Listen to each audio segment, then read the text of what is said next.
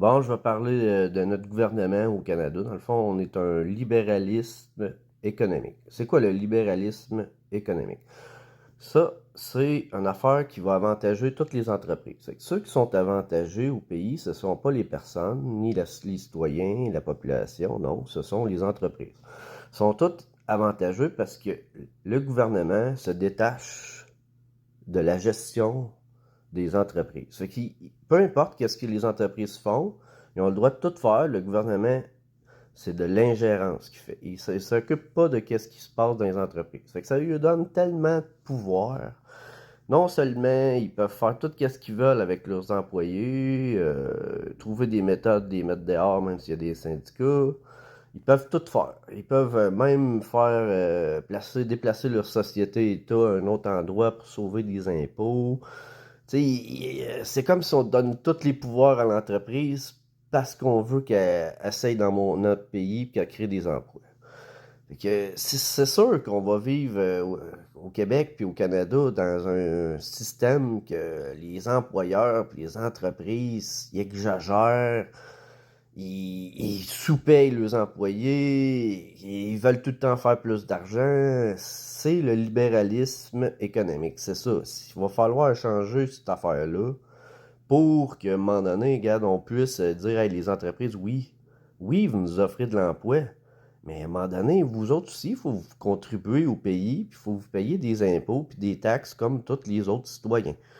Comment faire? Ben, les Français ils ont commencé à penser à la taxe Zuckman. Très, très bonne idée. Tu taxes un pourcentage sur leur capital puis tout ce qu'ils ont. S'ils sont pas contents puis qu'ils disent qu'ils veulent se repatrier ailleurs, ben tu te rappelles tout ce qu'ils fabriquent. Si la compagnie change de nom, tu te souviens de leurs produits et que si peu importe le nom qu'ils prennent, les produits de cette fabrication-là, de cette marque-là, même de toutes les marques ailleurs, vont être taxés à l'importation. Fait que si, mettons, tu veux encourager les entreprises à aller dans ton pays, dis-leur, regarde, on te fait aucune taxe sur l'importation si tu es dans notre pays. Fait que viens-t'en dans notre pays, on te taxera pas 50% sur tes importations quand on a besoin de tes affaires. Puis si tu es dans notre pays, on va te taxer juste à 10 ou 2%, comme la taxe Zuckman.